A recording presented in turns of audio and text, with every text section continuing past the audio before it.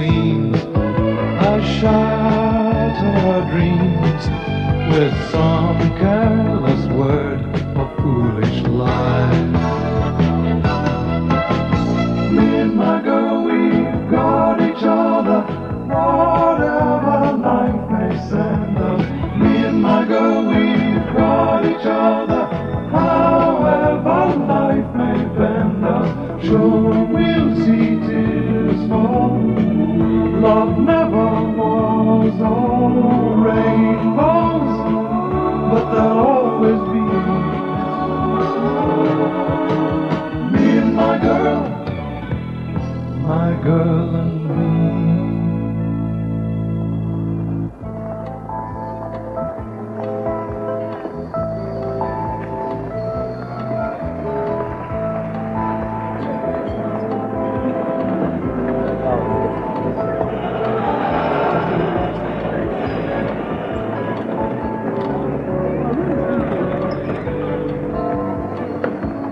No use asking me what to tell her, Maddie. I've enough trouble communicating with my three little monsters without taking on Simon's. No, I didn't mean she was a little monster. For a start, Samantha is recognisably human, which is more than can be said for my three. Can I have a word? No, hang on a minute. Look, I've rung up the hotel, the airline, and also the conference centre in Monte Carlo. All I can tell you is that he failed to catch the plane on Friday as arranged. He hired a car at Nice airport and just took off. But he was not alone, if you take my meaning. With a bird, was he? Yes. Look, please, this is rather confidential. Yeah, I just wanted to point out the kettle in your loo isn't working. You're here to mend the radiator, not the kettle. Yeah, but I need a tea break, don't I? Sorry about this, Maddie. Look, I'll let you know when anything comes up. Okay? I was slogging my guts out for the past Listen, my business partner has been missing for 3 days. His 13-year-old daughter is very upset. His home help is never off the phone. Any second now, his mother-in-law is about to descend on me. What's his wife going to say about it? She died 10 years ago. Bit of luck, innit? What? Well, if she was still alive, you'd have her on your back as well. Oh, Lord. In here, Nell. Any news of the rotter yet? No, so sorry, Nell. Oh, I'll never forgive him, never. This the mother-in-law? Yes. Look, do you mind, please? If that's a kettle, I'm dying for a cup of tea. You and me both, missus, and it's on a blink. I could get you something a bit stronger if you preferred. Oh, that's very kind. Any Campari? Not you.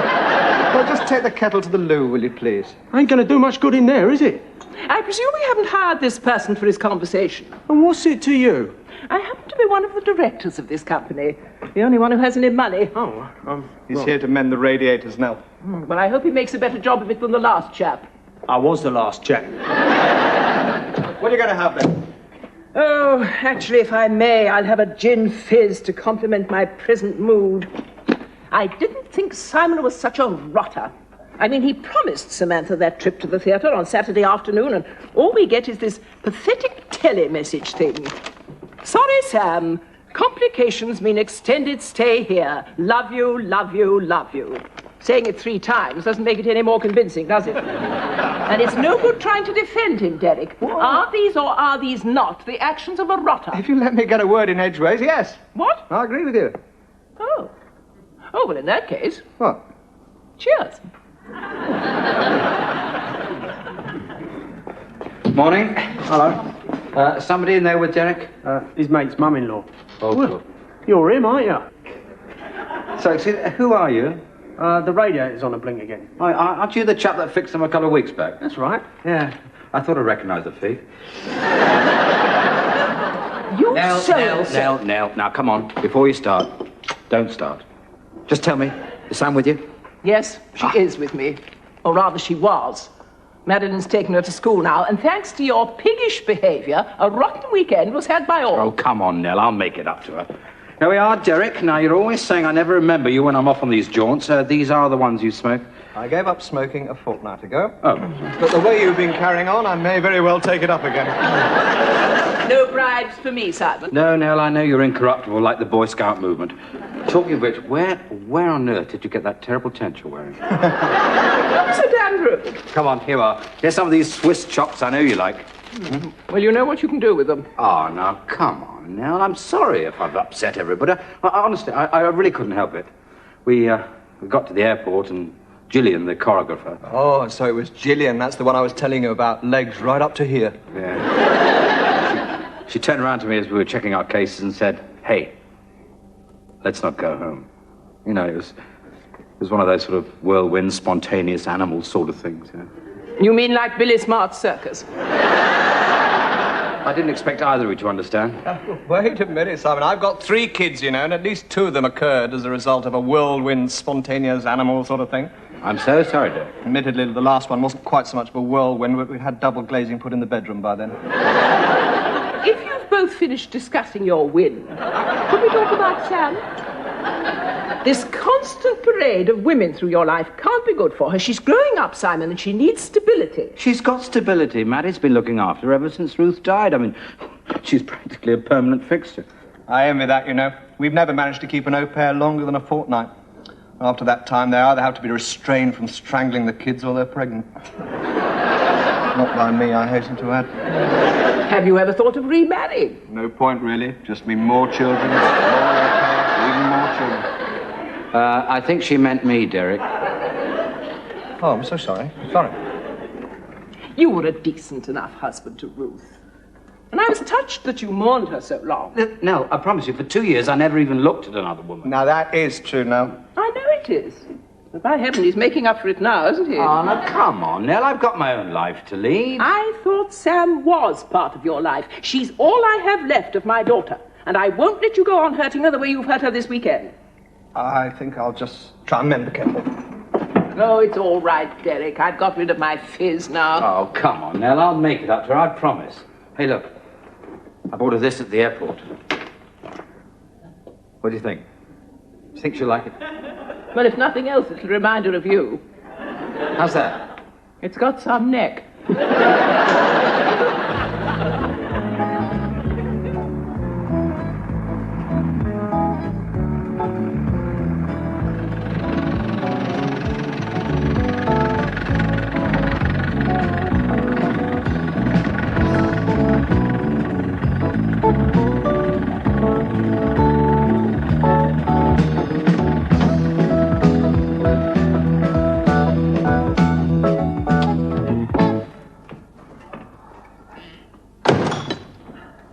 Oh, hi, Maddie. Oh, Mr. Harrap, you're safe and sound. Thank heaven for that. I was just about to phone Interpol when they said you were back. I don't think you need trouble Interpol, Maddie. Mr. Harrap, on the continent, things happen. Yeah, well, they certainly happened to me. It's all that sun and garlic and the fact that you can't drink the water. What's the water got to do with it? Well, it means that they can't put anything in it to tone down the brute passions. Oh, you know what I mean. Well, I think I do, yeah. I went on a package trip to one of them erotic locales. Don't you mean exotic? Never again. Never. Do you know there were men there? You don't say. I was appalled. They treated me like a object. A sex object? Don't say that word. I'm sorry, a sex. Can you believe it? Can you believe it? Oh, here, but listen to me going on. You'll be wanting something to eat after your long trip. No, I better go and see Sam first. Oh, here, why don't you have this sandwich? I've just made it. No thanks. It's delicious. Cream cheese and strawberry jam. No, I still don't want it. No, neither do I. I don't know why I made it. Perhaps you're hungry.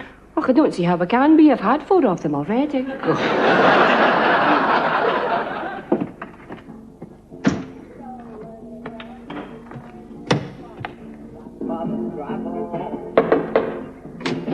Do you mind if I come in? Hey, listen. I found this chap in my flight bag. I think he was fleeing the guillotine. Oh, he's sweet, thanks. Hey, listen, come on. Don't I get a kiss? Hey, you haven't shaved today. No, I must have packed my razor in somebody else's case. Whose case? A colleague, bloke, this bloke. There's this bloke I was sharing a room with, you know, and there was a sort of this mix-up with hotel rooms. I most probably put my razor in his bag by mistake. Oh, what a lot of mix-ups. Yeah. Listen, Sam, I'm very sorry about the theatre. Granny told me how upset you were. Did she give you hell? I should say. Good for her. She said she would. She thinks I should get married. What do you think?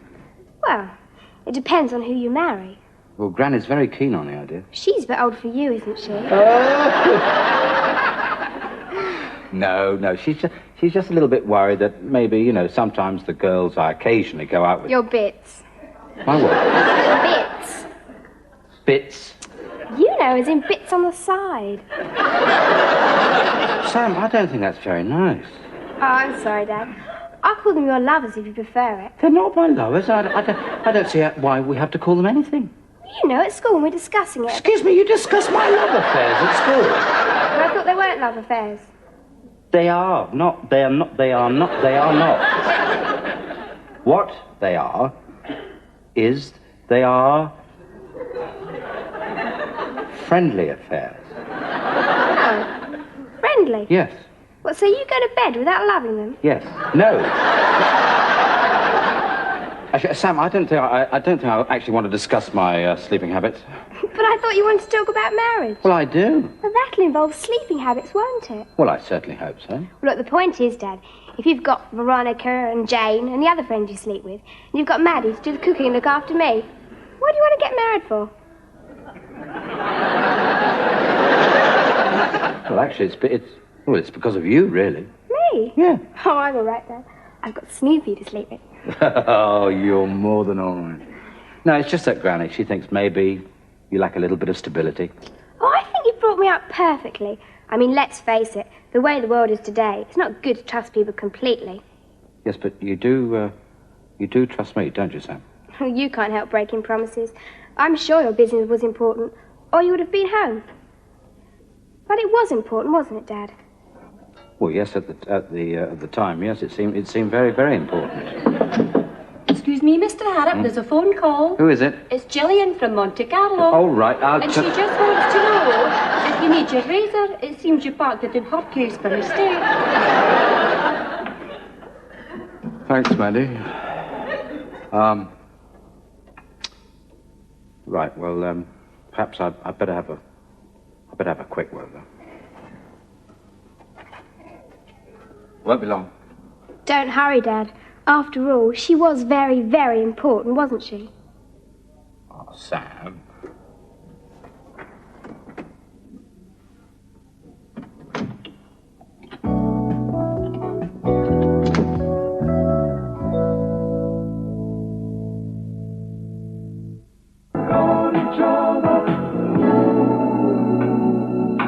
That bloke didn't do a blind bit of good with the radiator. It's still banging. Yes, but it's much more of a sort of a funky rhythm now.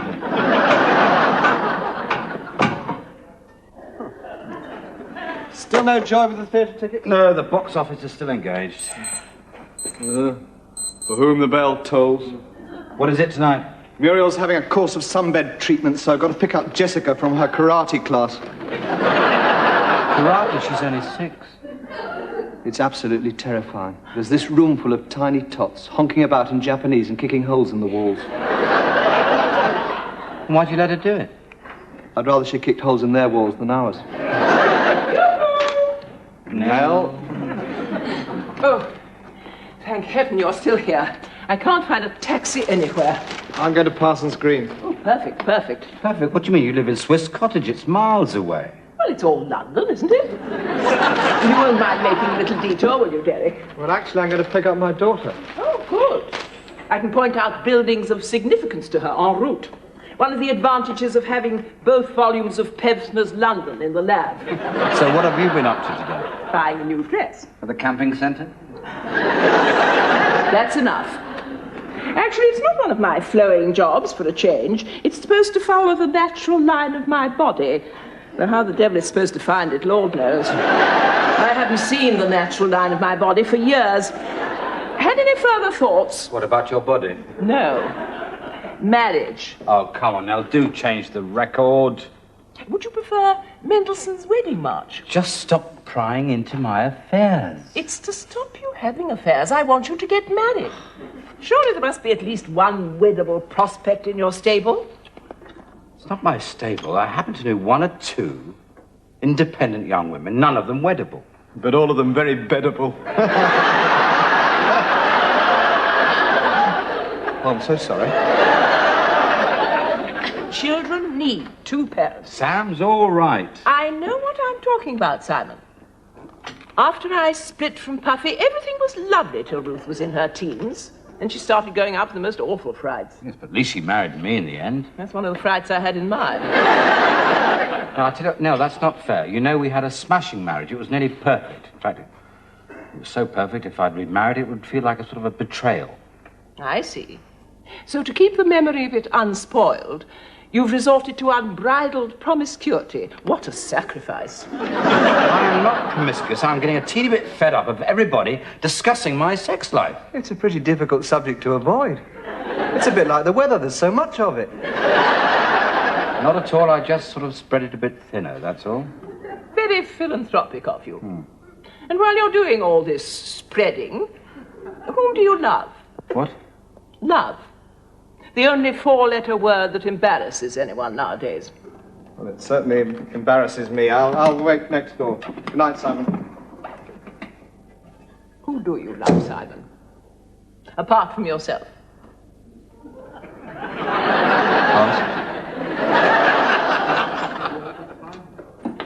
Hello, Derek. What? Oh, yes. Oh, hello, Gillian. Hello. Simon's still about. Simon? Oh, yes, of course. Gillian, Simon's here. What?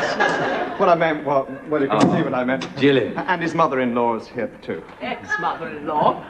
Not that you'd notice. Nell, this is Gillian. She was our choreographer on our last presentation. Close your mouth, Derek, and let's go home. Next to this slim young thing, I feel like a very old carrier bag whose bottom's about to go. Good night.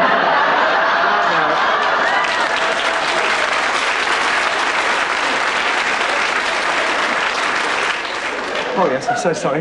Good night. Night, Derek. Oh, good night, Gillian. Good night, Gillian. Actually, Simon, I called in to discuss. Oh, I approve of these discussions. We ought to have more of them. We will. Get your jacket on. Eh? I want to eat. I'm starving. Oh, do you know something, Gillian? You are astonishing. You're quite surprising yourself, in a conventional sort of way. And what sort of way is that? Well, you're not out to shock anyone. I mean, I have a friend who once painted his bottom green and stuck it out a taxi window. Now, you wouldn't do that, would you? No.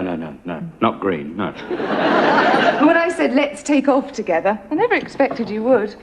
But we just went. Actually, Gillian, I've just suddenly thought of something. So have I. But let's wait till we get back to my place. Cookery lessons. You want me to give you cookery lessons? No, it's just that my daughter started them at school today, and I did promise I'd be home, sample her work before she went to bed. Why not sample my work instead? I do terrific egg flips. Oh, I know. I remember them well. No, I think we'll just pop back on our way to your place, all right? Say hello, sample her... That isn't the kind of evening I had in mind, Simon. Just phone her up and say you have to work late. No, I can't let her down a second time. And anyway, it'll be a great time for you to meet her. We'll just breeze Wait a minute, wait. Every married man I've ever known has been determined I should get on famously with his kids, no matter how lousy his own relationship might be with them. I just thought it might be a nice time for you to meet her. Darling Simon, I decided long ago I didn't want children of my own, so why on earth should I have the slightest interest in anyone else's? I'm sorry. It'll have to be another night. I can't break another promise. My father was an absolute rat. Doubt if he ever kept a promise in his life, either to me or my mother. But it hasn't done me any harm, has it? No. Oh, no, listen, Simon. I'm a dancer, a mover, a doer. And this kind of heavy conversation does not interest me. And all I want tonight is a quick snack and an extended tumble. Tomorrow. I may not be in the mood tomorrow. Here I am now. No strings, no connections. If you want me, all you have to do is pick up that phone.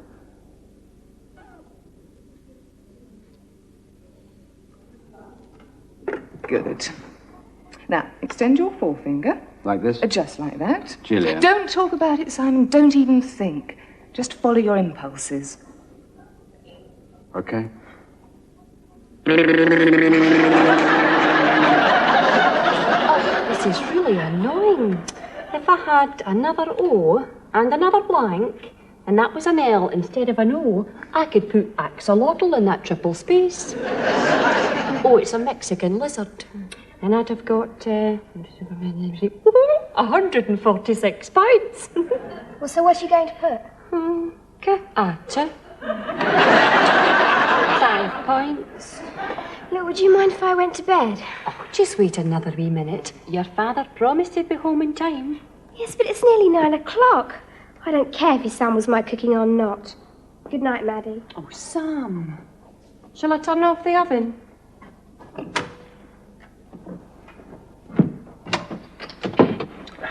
Dad? Ah, good evening, Garçon. I'd like, a table for one, not too near the band. Dad, where have you been? And I think you'll find my luncheon vouchers are in order. But these are tickets for the show. Listen, I've been queuing up for an hour. Couldn't phone you, otherwise I'd lost my place. Oh, thanks, Dad. But wait, what is that wonderful aroma? Can it be ambrosia, food of the gods? No, it's sausage rolls. What a fascinating shade of grey. Oh, well, at least they're hot. You don't have to have one if you don't want to. Are you kidding?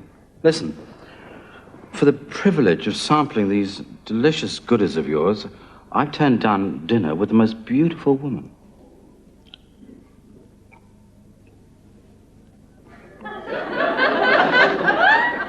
And maybe you should have gone. No.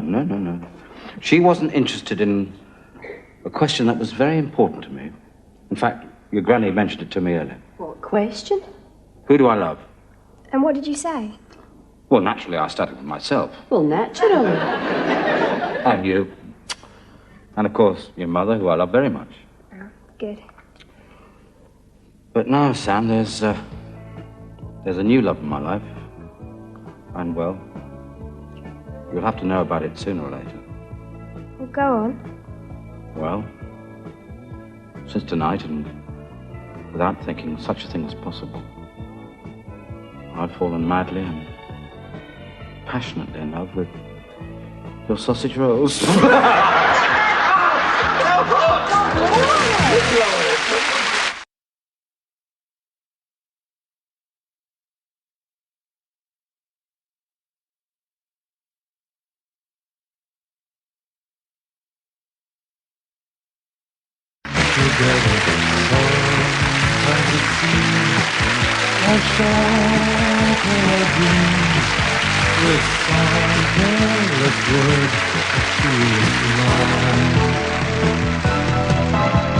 Me and my girl, we've got each other. Whatever life may send us. Me and my girl, we've got each other. However life may bend us. Sure, we'll see tears fall. Love never was all rainbows, but there'll always be